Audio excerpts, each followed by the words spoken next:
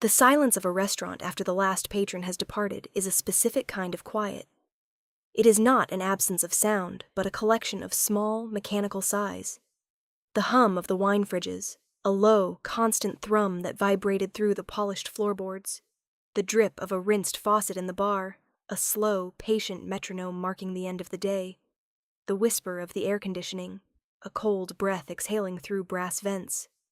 At Viridia, this silence was layered with the ghosts of the evening's performance, the faint, lingering scent of seared scallops, aged balsamic, and the cloying sweetness of a dozen different perfumes. It was a space built on a foundation of opulence, but its bones were steel, glass, and the weary sweat of its staff. Ilara moved through this space like a phantom. To the guests she was a pair of hands, a polite and distant voice, a fleeting presence in a crisp black uniform. To the staff she was simply Ilara, the one who was always on time, who never complained, whose station was always the cleanest at the end of a shift. She was not unfriendly, but she was contained, a fortress of quiet professionalism. Her movements were a study in economy. No wasted steps, no fumbled gestures. When she stacked plates, they made a soft, dense thud, never a clatter. When she polished wine glasses, she held them by the stem, her fingers leaving no prints, her cloth turning in a precise, practiced rhythm. It was a discipline that seemed incongruous with the simple role of a waitress. It was the discipline of someone who had once known a more demanding craft. Tonight, she was the last one on the floor, clearing the final table, her body moving with the familiar ache of a 10-hour shift. The tablecloth was a sea of white linen, wrinkled and stained with small splashes of wine, a map of forgotten conversations. The front door chimed, a sound that did not belong in the post-midnight quiet.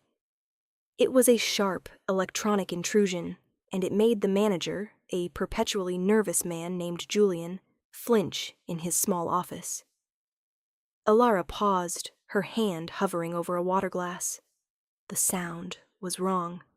It carried a weight that the usual latecomer or lost tourist did not possess. 3 men entered. The 2 in front were large, their expensive suits failing to conceal the crude architecture of their bodies. They moved with a restless, predatory energy, their eyes scanning the empty dining room as if assessing it for vulnerabilities. They were sharks in a decorative pond. The man who followed them was the reason for the wait, the source of the sudden atmospheric pressure drop. He was of average height, his hair silvering at the temples, his suit a dark charcoal that seemed to absorb the low light of the room. He was not large, but he occupied more space than the other 2 combined. He did it through stillness. Where they drifted, he stood. Where they scanned, he observed. His presence was a period at the end of a sentence, absolute and unarguable. This was Mr. Valerius. He did not look at Julian, who was now scurrying out of his office, his face a mask of anxious welcome. His gaze swept the room once, cool and assessing, and then it landed on Ilara. It was not a lecherous gaze, nor was it threatening. It was the look of a master craftsman inspecting a tool, gauging its quality, its temper, its purpose. In the back, near the steaming maw of the industrial dishwasher, an old man named Samuel continued his work. He was bent over a rack of heavy-bottomed sauté pans, his gnarled hands scrubbing with a slow, circular motion.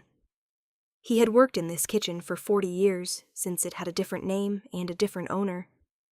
He was as much a part of the restaurant as the copper pots hanging from the ceiling, his quiet, steady labor, the unsung rhythm beneath the chaos of service. He hummed a tuneless, raspy song, oblivious to the shift in the front of the house, the arrival of a power that operated on a different frequency from his own.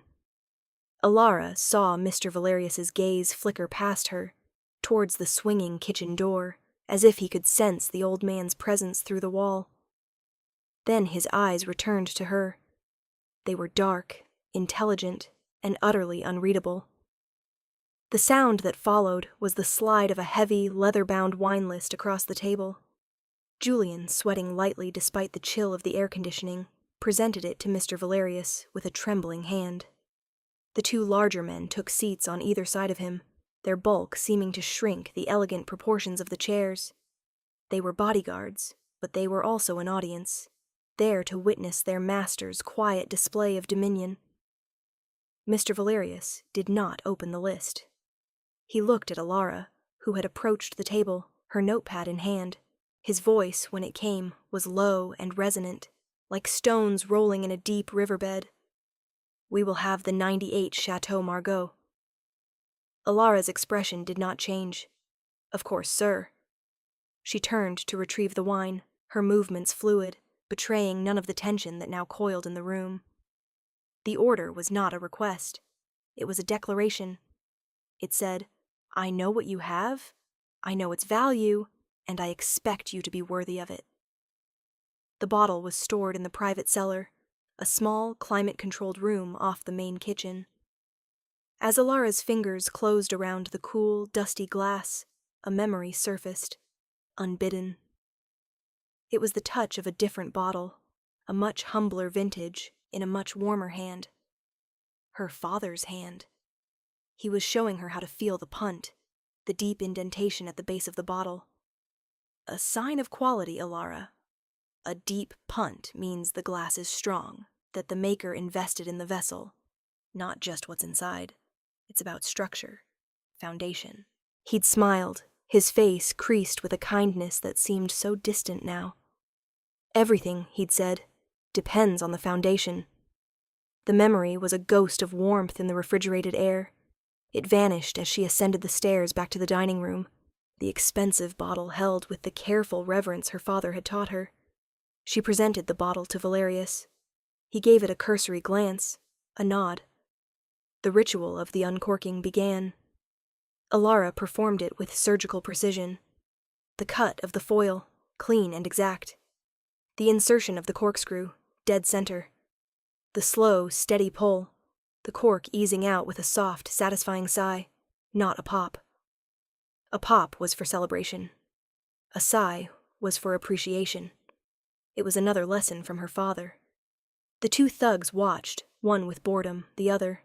A man with a pockmarked face and restless hands she mentally labeled Rico, with a kind of mocking amusement. He saw a servant performing a servile task. He did not see the craft, the inherited knowledge, the quiet defiance in doing a simple thing perfectly. Valerius saw it. His eyes followed the line of her arm, the steadiness of her hand as she poured a small tasting measure. He swirled the deep red liquid, inhaled its bouquet, and took a sip. His face registered nothing, but after a moment he gave another single, spare nod. Alara proceeded to pour for him and his men. Now, for the food. Rico spoke up, his voice loud and grating in the hushed room. "Just bring me a steak, big, bloody." His friend grunted in agreement. Alara's pen did not move. She kept her eyes on Mr. Valerius. He waved a dismissive hand at his men, silencing them. He had not finished his assessment. His gaze settled on her again. "What is the best thing your kitchen prepares?" It was a test. Not what was most expensive or most popular, but what was best.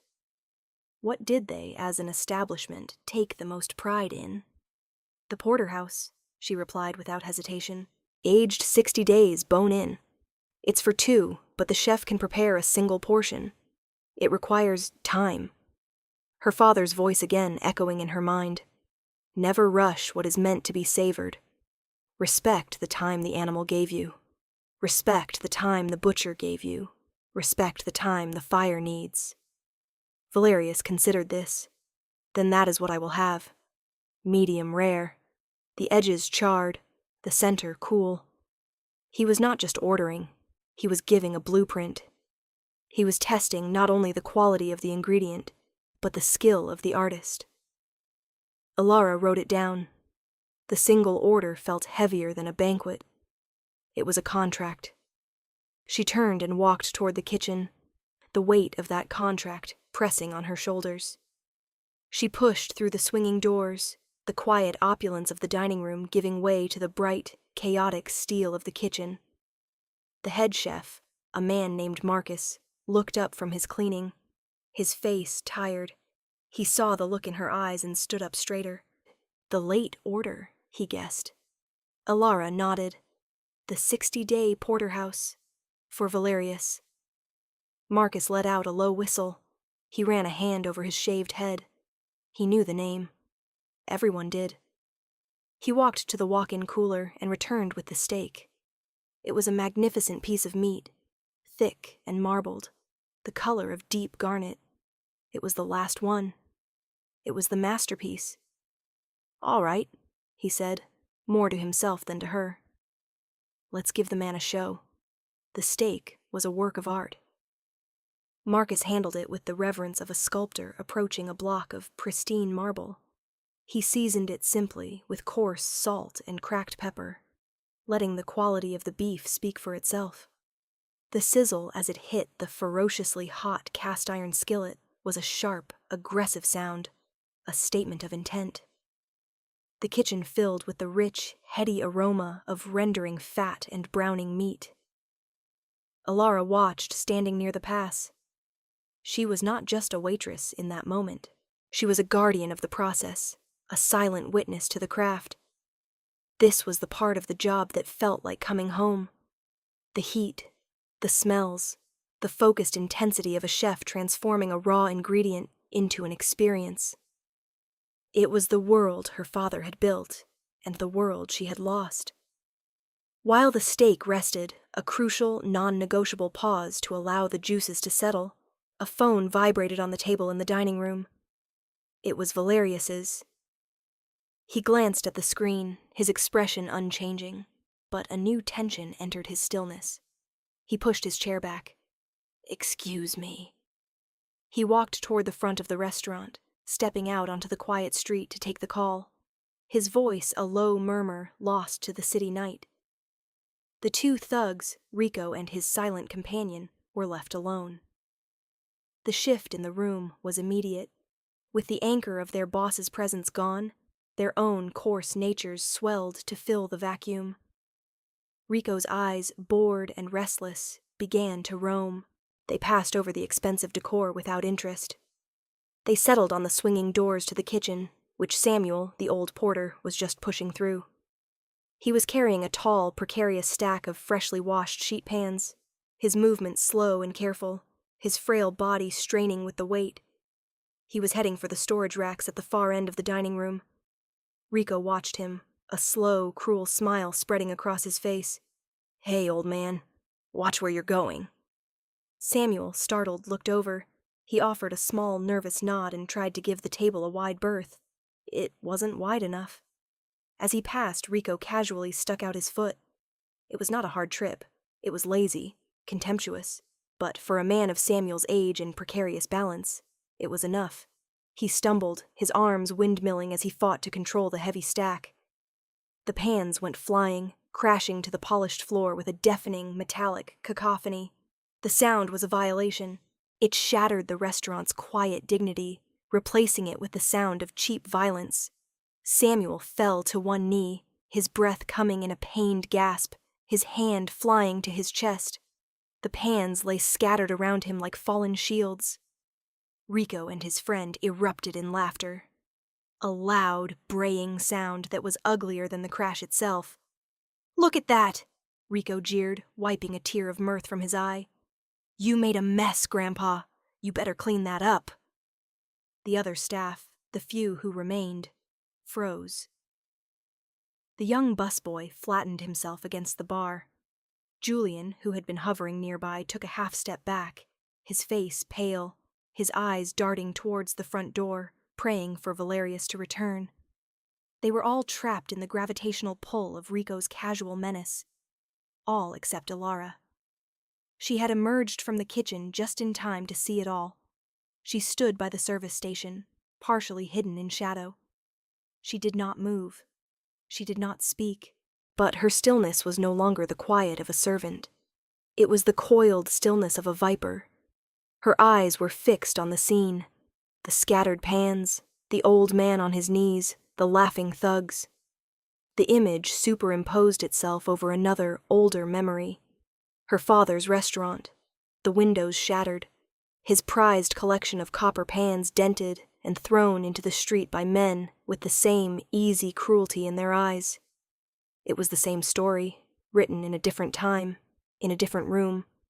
Her breath was shallow, her hands hidden behind the station, clenched into fists. It was a choice. To remain invisible, as she had for years. To let the small injustice pass, to protect herself, or to stand. The sound of Samuel's labored breathing was a small, desperate counterpoint to the thug's laughter. He tried to push himself up, his old joints protesting, his face a mixture of pain, fear, and deep, profound humiliation. Rico, enjoying his power, took a step closer. I said, "Clean it up." He nudged one of the scattered pans with the toe of his expensive shoe, sending it scraping across the floor to clatter against the base of a nearby table. "Pick it up." The command was thick with contempt. It was not about the mess. It was about the subjugation. It was about forcing the old man to bow. Julian, the manager, made a small, aborted movement, a gesture of protest that died before it was born. He opened his mouth, but no sound came out. Fear was a gag in his throat. He was a man of receipts and schedules, not confrontations. He was a cog in a machine, and this was a gear grinding against stone, threatening to shatter the whole mechanism. His instinct was to hide until the danger passed. Alara watched him retreat into himself. She watched the busboy try to merge with the shadows. She saw their fear, and she understood it. It was a rational response. These men were violence personified, and to provoke them was to invite that violence upon oneself. She had spent 5 years running from that violence, building a life of quiet anonymity in its wake. She had made herself small, erased the person she used to be, the daughter of a proud chef, a student of craft and principle. She had become a ghost in a black uniform, and ghosts were safe. They were overlooked. But as she looked at Samuel, struggling to rise, his face etched with a shame he did not deserve, she felt the foundations of that carefully constructed anonymity begin to crack. The ghost was becoming solid. The pans on the floor were not just pans. They were a question. They were her father's legacy, lying scattered and abused. His voice echoed in her memory, not gentle this time, but firm, the way it was when he talked about his principles. There is no such thing as a small act of disrespect, Alara. It is a rot. It starts in a corner, and, if left unchecked, it will consume the entire house. He had refused to pay the protection money. He had stood his ground against men just like Rico. And he had lost everything. For years, she had seen his stand as a noble failure, a tragic mistake. Now, in the face of this casual, ugly cruelty, she saw it for what it was. A choice to remain human in the face of the inhuman. Her choice was made. It was not a grand, dramatic decision. It was a quiet settling, a clicking into place of pieces that had been misaligned for years. The fear did not vanish. It was a cold knot in her stomach. But another feeling rose to meet it. A cold, clear certainty.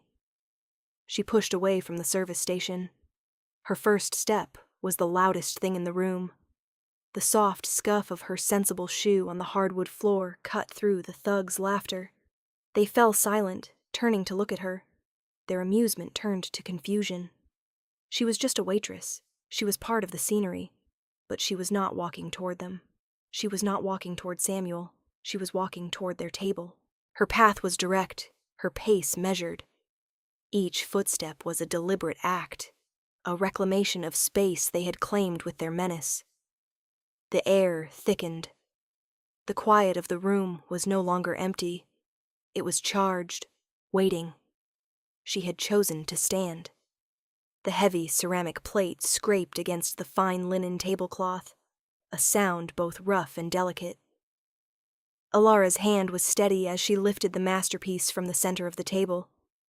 The porterhouse steak sat there, perfect and untouched. It had rested, for the precise 8 minutes Marcus had decreed. Its juices were settled, the deep crimson of its center a perfect contrast to the dark, savory crust. The aroma rose from it, a complex perfume of fire, salt, and aged beef. It was the culmination of a long process. The farmer, the butcher, the chef. It was an object of respect. And it sat in a room where respect had just been murdered. Rico watched her, his brow furrowed. His brain, slow and wired for simple dominance games, struggled to process this new variable. "Hey, what do you think you're doing with the boss's steak?" His voice held a note of genuine bewilderment. She was breaking the script. Servants did not touch the master's food unless commanded. Alara did not look at him. She held the plate in both hands, her gaze fixed on the swinging doors to the kitchen. She turned, her back to him, and began to walk. Her destination was not the kitchen's pass, where the food was kept warm. Her destination was deeper inside, past the gleaming steel prep tables, past the dishwashing station where Samuel should have been working in peace. Rico pushed his chair back, the legs screeching in protest against the floor. He started to follow her, his initial confusion curdling into anger. "I'm talking to you! Did you hear me?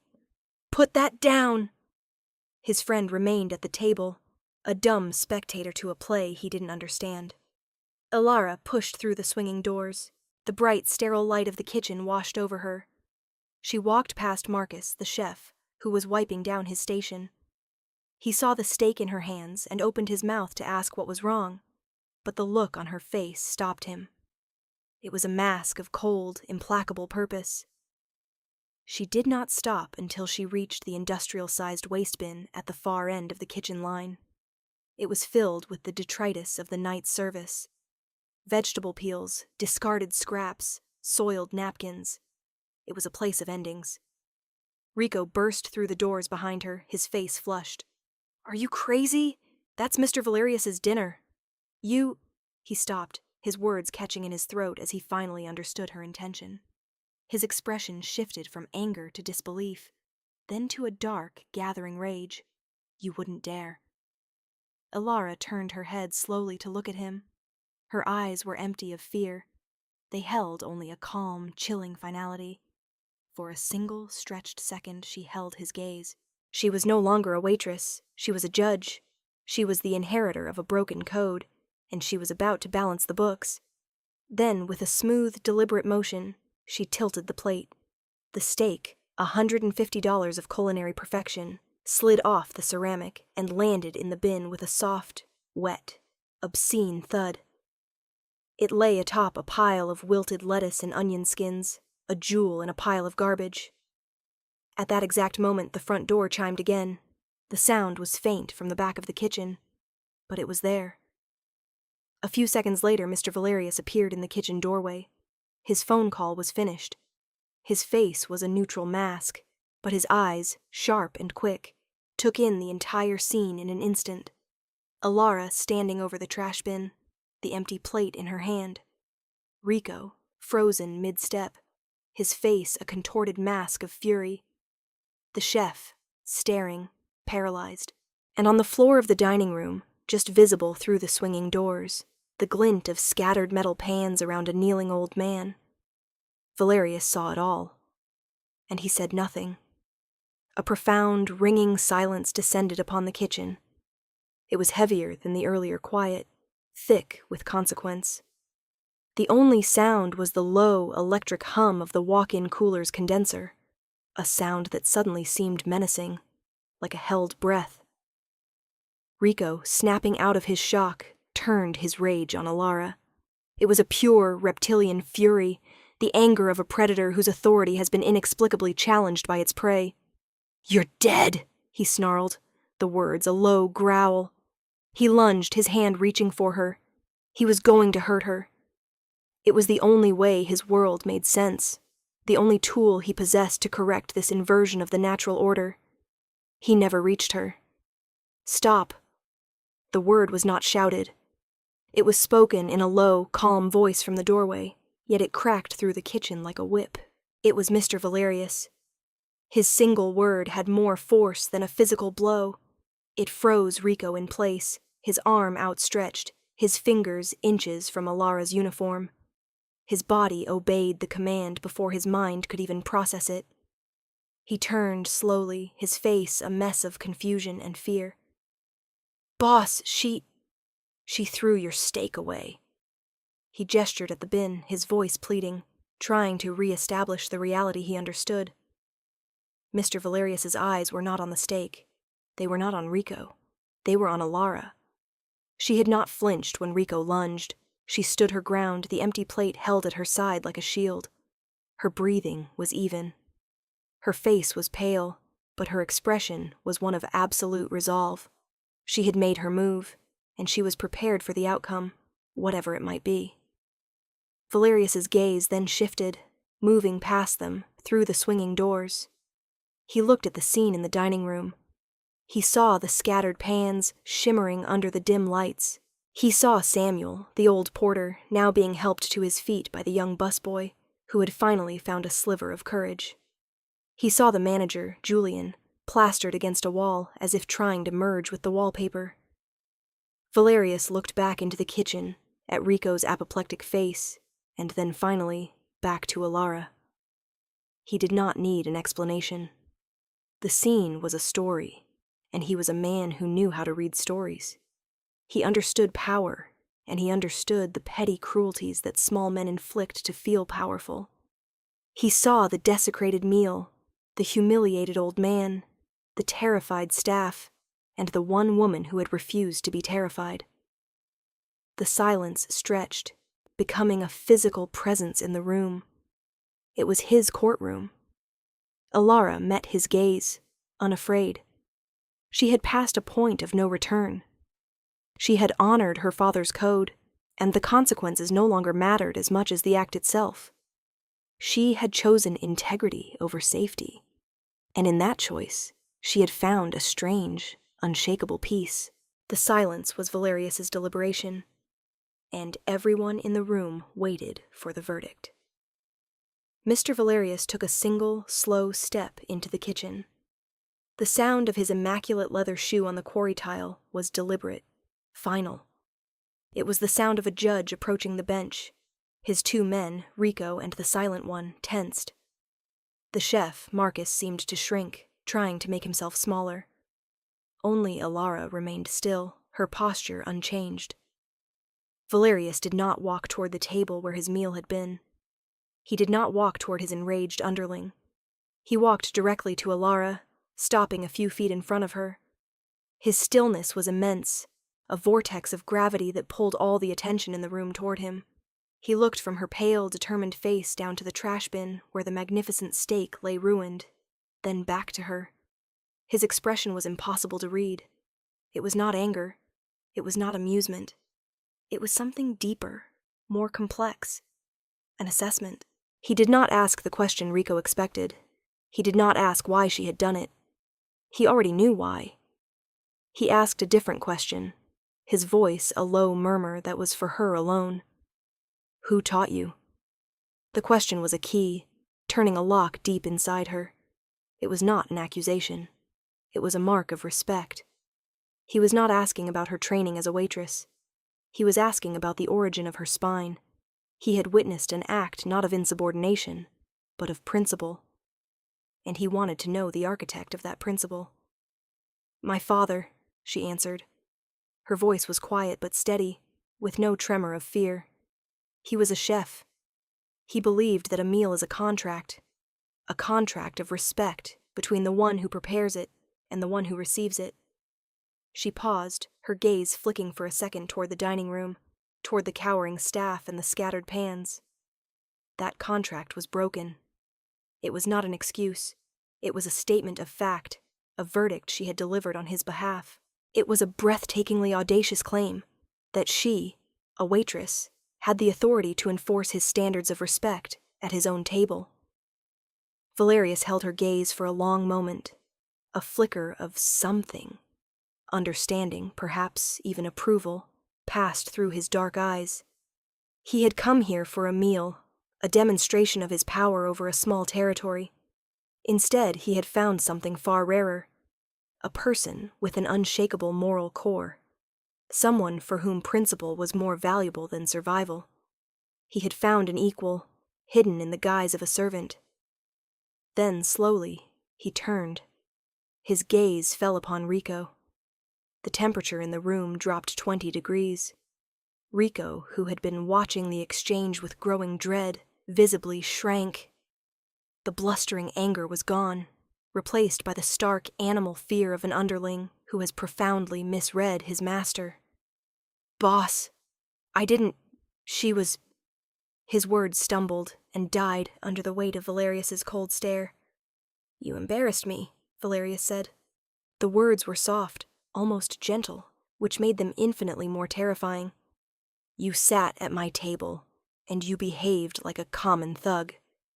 You disrespected this house, and in doing so, you disrespected me." He made a small, almost imperceptible gesture with his chin, a flick towards the door. The other bodyguard, who had been silent and watchful this whole time, moved with sudden, brutal efficiency. He grabbed Rico by the arm, his fingers digging into the expensive fabric of the suit. Rico's face drained of all color. He was no longer a predator. He was meat. He opened his mouth to plead, but the bodyguard simply turned and hauled him toward the back exit, his feet stumbling to keep up. The retreat was not just a dismissal. It was a humiliation. He was dragged out like the trash Alara had just created. The back door opened, letting in a slice of cold night air, and then slammed shut, the sound echoing the finality of a guillotine.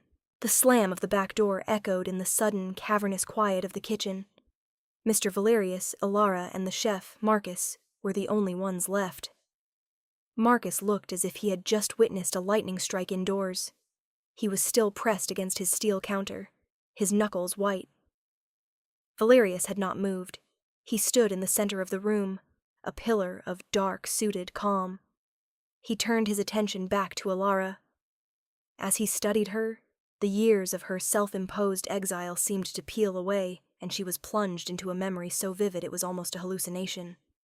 She was 16. Her father's restaurant, Le Chien, was her entire world. It wasn't opulent like Viridia. It was small, warm, and honest, filled with the smell of roasting garlic and the sound of her father's booming laugh. He was a man built of principle, his moral code as essential to him as his knives. Then the men had come. They were cruder versions of Rico, their suits cheaper, their menace less refined but just as potent. They wanted protection money, a tax on his dream. Her father, Antoine Dubois, had refused. He had thrown them out. "This is a house of craft, not extortion," he had roared, his face red with righteous anger. The retaliation was not swift. It was slow, a death by 1,000 cuts. A window broken overnight. A supplier's truck mysteriously breaking down. A rash of terrible, obviously fake reviews online. Customers, sensing the taint of trouble, grew scarce. The laughter in the kitchen faded. The warmth leached out. Alara watched her father, a man of immense vitality, begin to shrink. The joy he took in his craft was eroded by the constant grinding pressure of the threat. The final night, they had come back. They didn't break a window this time. They walked in during service and overturned tables. They threw his beautiful, hand-hammered copper pans into the street. They didn't lay a hand on him. They just destroyed his life's work, his soul, with a casual, smiling vandalism. The police came late and did nothing. It was a private dispute. Alara had watched from the kitchen doorway, 15 years old, paralyzed by a feeling of absolute helplessness. That was the day she learned that principle, without power, was a fragile thing. After the bankruptcy, after the heart attack that followed it like a shadow, she had run. She had changed her name, taken the most anonymous jobs she could find. She had wrapped herself in invisibility, a ghost haunted by the memory of dented copper and a father's broken heart. He was not a man of great power. The voice was Valerius's, pulling her back to the present. He was speaking of her father, though she had not mentioned his name. It was an intuitive leap, a reading of her soul. He saw the story in her, but he had integrity. Valerius's eyes held hers. That is a form of power, a rare one. He was not just commenting. He was acknowledging her inheritance. He was telling her he saw the steel beneath the servant's uniform. He understood that her act of defiance was not about a stake. It was about a debt to a ghost. He gestured vaguely with one hand, a sweep that encompassed the gleaming, silent kitchen and the anxious, dying restaurant beyond it. This place is weak. The owner, Julian, he is a coward. He is over-leveraged and terrified. He is looking for a buyer. His voice was flat, a statement of fact. Then he looked directly at her. I am the buyer, and a place like this, it needs a proper foundation. He used the exact word her father had. A person who understands that respect is the first ingredient should be in charge. It was not a job offer. It was a coronation.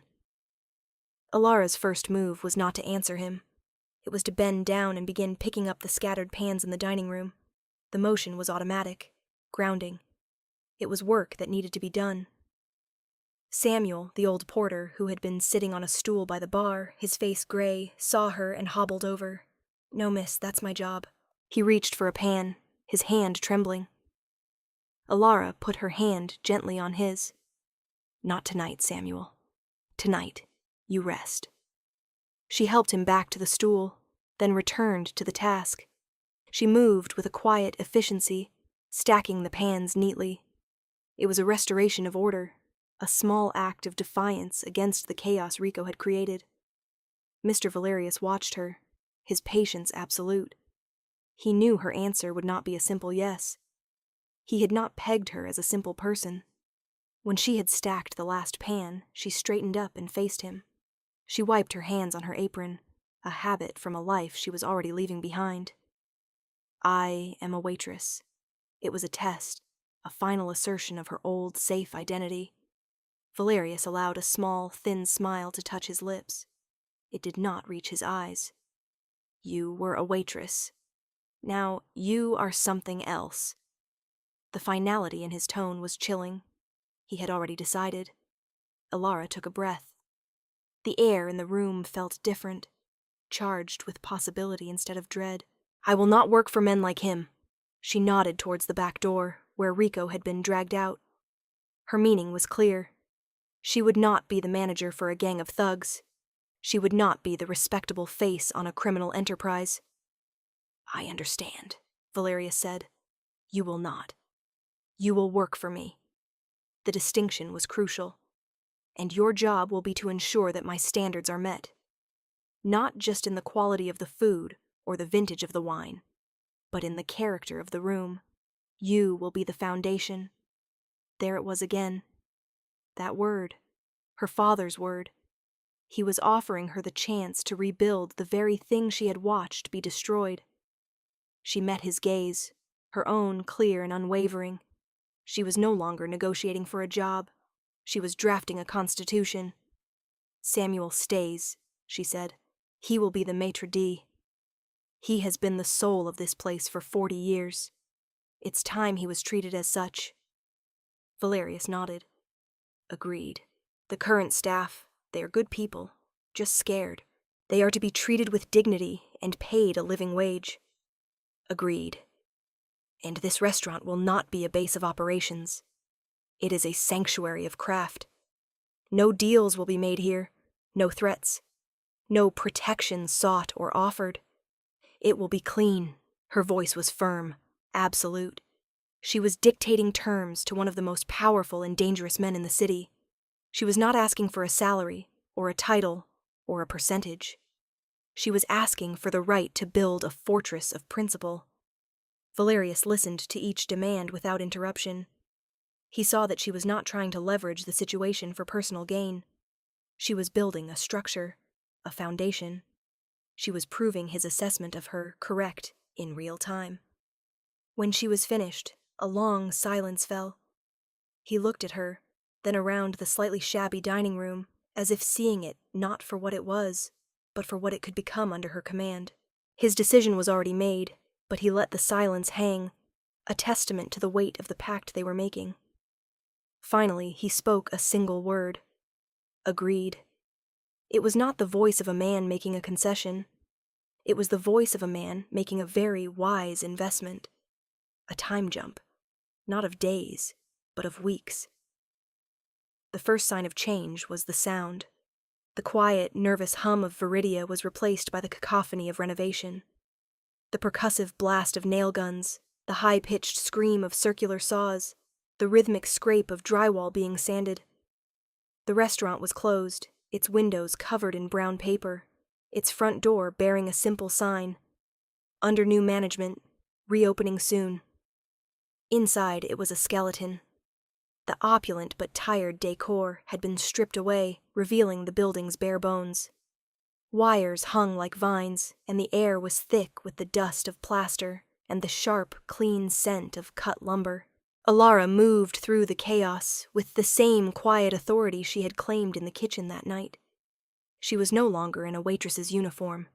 She wore dark, practical trousers, steel-toed boots, and a simple gray shirt.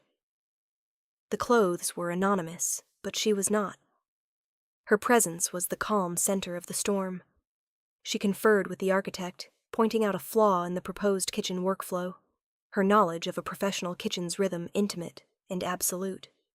She spoke with electricians about the quality of light, demanding something warm and honest, not the cold, performative glare of before. She ran her hand along a sample of wood for the new bar, her touch assessing its grain, its strength. She was not decorating a room. She was building an institution from the ground up. Marcus, the chef, had stayed on. He had been offered a significant raise and, more importantly, a partnership in the kitchen's direction. For the first few days he had watched Alara with a mixture of awe and trepidation. He had seen her face down a man who could have ended her life over a spoiled meal. Now he saw her face down a contractor trying to cut corners on the plumbing. The effect was remarkably similar. She did not raise her voice. She simply stated the standard and waited, with unnerving patience, for it to be met. He saw her tasting sauces for the new menu, her palate as refined and discerning as any chef he'd ever known. He saw her interviewing new staff, her questions not about their experience, but about their pride in their work. He realized he was not working for a gangster's proxy. He was working for a purist. One afternoon, in the thick of the construction, Mr. Valerius paid a visit. He arrived with no entourage, a silent figure in a perfectly tailored overcoat. The foreman and architects immediately tensed, their deference palpable. Valerius ignored them. His eyes found Alara, who was standing on a ladder, examining a newly installed ventilation hood. She finished her inspection, spoke a few quiet words to the installer, and then climbed down. She did not scurry over to him. She simply acknowledged his presence with a nod, and waited. He did not inspect the work. He did not ask about the budget or the timeline. He inspected her. He watched as she walked the floor, his gaze following her, assessing the new lines of the room, the confident and purposeful way she now inhabited the space. He saw her stop to speak with one of the youngest laborers, asking about his family, ensuring he was being treated fairly by the foreman. It was a small act, unnoticed by most, but Valerius saw it. He saw the foundation she was laying, not just with wood and steel, but with respect. He stayed for less than 10 minutes. As he was leaving, he paused at the door and looked back at her across the dusty, chaotic room. He said nothing. He simply gave a small, almost imperceptible nod of approval before disappearing back into the city. It was all the confirmation she needed. The contract was being honored. The night of the reopening arrived. The brown paper was gone from the windows, revealing an interior that was at once new and timeless. The name on the door was the same, Viridia, but the soul of the place was transformed. The sound was the first clue. It was not the forced, anxious hush of the old restaurant. It was a confident, energetic hum. The clink of heavy silverware on ceramic, the murmur of satisfied conversation, the distant, rhythmic pulse of the kitchen operating at peak efficiency. It was the sound of a well-oiled machine, every part moving in perfect concert. The clientele was still powerful, the room filled with the city's elite, but the atmosphere was different. The arrogance was gone, replaced by a sense of privilege to simply be there. The waiting list was 3 months long. Alara was nowhere to be seen in the dining room. Her new uniform was the darkness of a small, discreet office in the back, where a bank of security monitors showed her every corner of her domain. She was the hidden nerve center, the invisible conductor of the symphony. Her eyes scanned the feeds. The kitchen pass, where Marcus plated with the focus of a jeweler. The bar, where the bartenders moved with balletic grace. The front door, where the host greeted guests. And the floor, where Samuel now stood. He was no longer the stooped, invisible porter. He wore a simple but exquisitely tailored dark suit, his silver hair neatly combed. He was the maitre d'. His posture was straight, his face calm and dignified. He moved through the room with a quiet grace, his presence a reassurance to both guests and staff. He was the living embodiment of the restaurant's new code. When he saw an important guest, a judge, a CEO, becoming too loud or demanding, he would approach not with fear, but with a quiet, firm dignity that instantly commanded respect. He was protecting the house. He was protecting Alara's and his own hard-won peace. At 9 o'clock, Mr. Valerius arrived. He was shown to his regular table, number 12, in the corner. He was alone tonight. Samuel himself approached the table. "Good evening, Mr. Valerius. It is good to see you." His voice was steady, respectful, but not subservient. Valerius looked up at him. A long, considering look. He saw the transformation. He saw the dignity restored. "And you, Samuel. It is good to see you as well." He gave a small nod, and Samuel retreated. Later, the main course arrived. It was brought to the table by the head waiter. A 60-day aged, bone-in porterhouse steak. It was identical to the one Alara had thrown away weeks ago, yet it was entirely different. This one was served in a room that was worthy of it. Valerius looked at the steak for a long moment. Then he picked up his knife and fork. He cut a single, precise piece. He lifted it to his mouth, chewed it slowly. His eyes closed for a moment. In her office, Alara watched the monitor, her breath held. Valerius put down his fork. He looked up, his gaze finding the small, dark lens of the security camera in the corner of the ceiling. He looked directly at her, and he gave a single, slow, deliberate nod. It was not just for the steak. It was for everything. The contract was complete. Later, long after the last guest had departed and the confident hum of the restaurant had subsided into the familiar, quiet sighs of a closing kitchen, Alara stood alone in the gleaming steel nave. The staff had gone home, their faces tired but satisfied. The adrenaline of the successful opening had faded, leaving a deep, quiet sense of accomplishment. She walked to the archway that led from the kitchen to the dining room. Affixed to the wall was a small, unassuming brass plaque. It was new, polished to a warm sheen. It did not bear her name, nor that of Mr. Valerius. The engraved letters were simple, elegant. In memory of Antoine Dubois, who knew that respect is the first ingredient. She reached out and traced the letters of her father's name. It was not a monument to his failure, but a testament to the endurance of his principles. She had not just reclaimed his legacy, she had fortified it.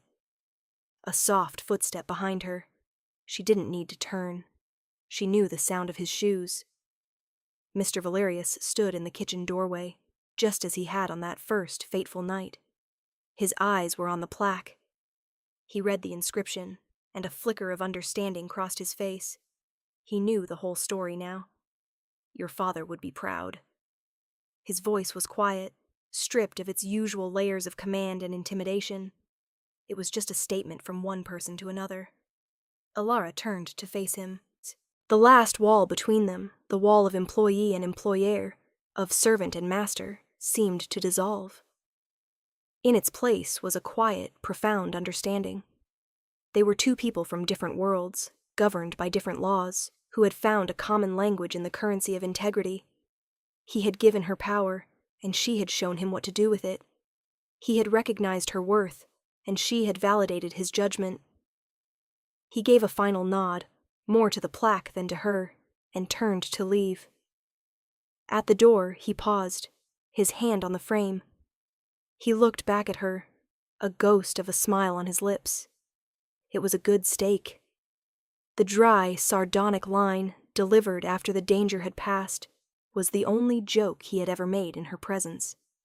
It was his version of a compliment, his acknowledgement of the absurd, violent, and ultimately transformative journey they had taken, all beginning with a single, ruined piece of meat. Alara watched him go, the sound of his footsteps fading into the city's night. She was alone again in her kitchen. Her kitchen. She looked around at the gleaming surfaces, the orderly stations, the quiet potential humming in the steel. It was not a fortress built to keep the world out. It was a foundation, built to hold something true and lasting. Her gaze fell upon the pass, the long counter where finished dishes waited. A single salt shaker was slightly askew. She walked over and straightened it, her fingers aligning it perfectly with the one beside it. The movement was small, precise, unconscious. It was the same gesture she would have made as a waitress. But she was not a waitress. She was not a ghost. She was the architect of her own house, and she was finally home. True power is not the freedom to break the rules, but the discipline to uphold them when it is most difficult.